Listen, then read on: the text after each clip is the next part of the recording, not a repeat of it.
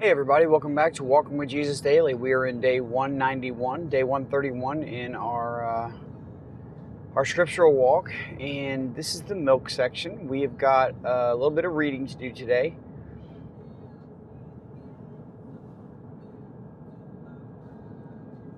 Yep, we got Mark, Matthew, and Luke.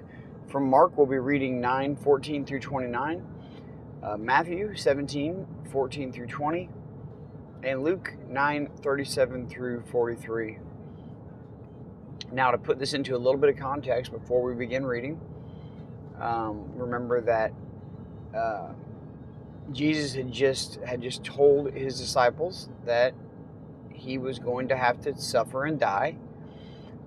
Peter says, "No way." Jesus says, "Get behind me, Satan. Your mind is not set on things above, on things of God, but on things of man."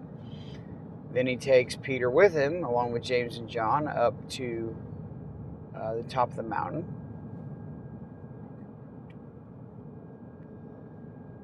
And they go up there to pray. Jesus is transfigured. He says, Peter says, this is good that we're here. We need to make 3 tents and stay here. This is the best. This is the best of the best right here. And God speaks from a cloud, and the next thing you know, they're heading back down the mountain. So we'll have to see what happens next. Please, if you have not, please pray. I maybe can't put enough emphasis on prayer. I'm blessed enough to live near somebody that I get to just meet up with and just pray with. I hope that you have somebody like that in your life, and if you don't, it's okay to ask somebody if they want to pray. If they want to pray with you. All right, well, let's dig in. Let's start in the book of Mark, chapter 9, starting in verse 14, and this is going to be where we're picking up. And when they came to the disciples, when they were coming down from the mountain, Jesus and Peter, James, and John, they saw a great crowd around them, and scribes arguing with them. So the disciples and the scribes are arguing.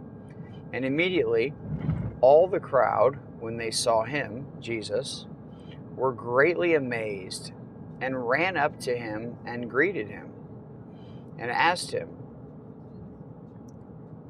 and he asked them, "What are you arguing about with them?" And someone from the crowd answered him, "Teacher, I brought my son to you, for he has a spirit that makes him mute. And whenever it seizes him, it throws him down, and he foams and grinds his teeth and becomes rigid. So I asked your disciples to cast it out, and they were not able." And he answered them, "O faithless generation, how long am I to be with you? How long am I to bear with you? Bring him to me." And they brought the boy to him, and when the spirit saw him, immediately it convulsed the boy. That's a crazy sentence to me, when the spirit saw him. Okay. And he fell on the ground and rolled around, foaming at the mouth. And Jesus asked his father, "How long has this been happening to him?" And he said, "From childhood. And it has often cast him into the fire and into water to destroy him. But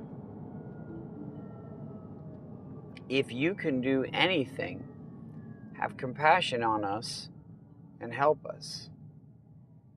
And Jesus said to him, "If you can, all things are possible for one who believes." Immediately the father of the child cried out and said, "I believe, help my unbelief." And when Jesus saw that a crowd came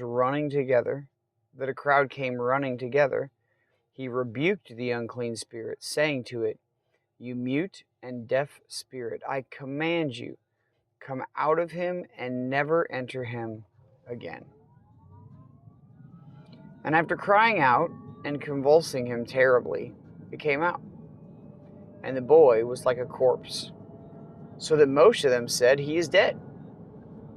But Jesus took him by the hand and lifted him up, and he arose. And when he had entered the home,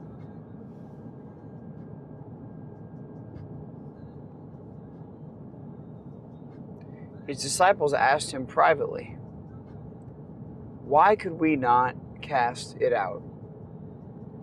And he said to them, "This kind cannot be driven out by anything but prayer." Interesting, right?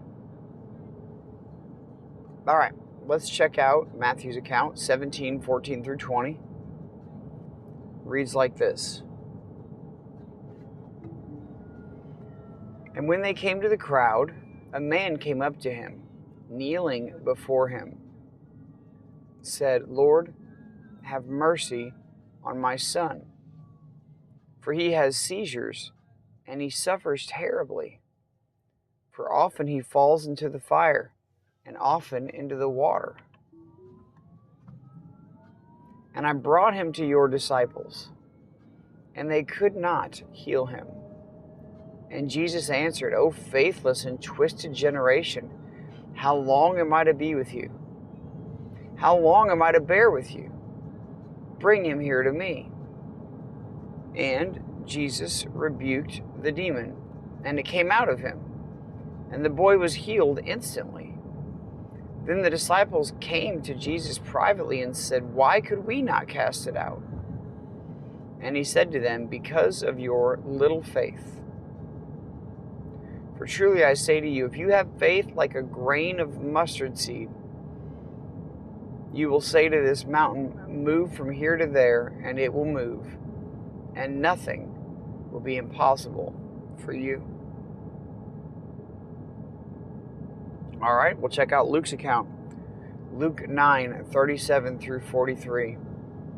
On the next day, when they had come down from the mountain, a great crowd met him. And behold, a man from the crowd cried out, "Teacher, I beg you to look at my son, for he is my only child. And behold, a spirit seizes him, and he suddenly cries out. It convulses him so that he foams at the mouth and shatters him, and will hardly leave him. And I begged your disciples to cast it out, but they could not."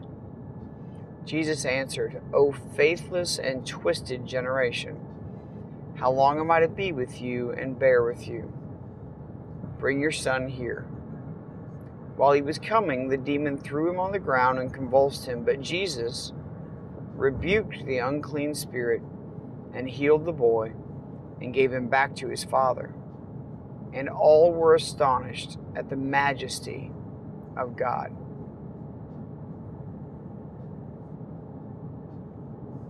All right, so pretty cool story here where Jesus is coming down the mountain being questioned and discussing things with Peter, James, and John. He comes down to arguing of the rest of his disciples, right, and the scribes. They're arguing over who knows what, but it sounds like over this boy and what's going on in this situation. The father of this boy comes to Jesus and kneels down before him and says, "Can you help me? Your disciples couldn't help me. Can you help me? I need my son seizes, and it's been like this for a long time, and I need help." And Jesus basically says, "If I can help, do you know who you're talking to? If I can help." Jesus knew how long this had been happening to the boy. He knew everything about the situation, but he asked anyway. And then Jesus stepped in, and he cast out the demon, and he healed the boy. And the big question of all of this was asked by his disciples. why couldn't we do this? We've cast other demons out. Why not this one? And Jesus' answer is interesting. In some manuscripts, it reads fasting and prayer. But he was already fasted from what we know. So he said, all will be passed out by prayer.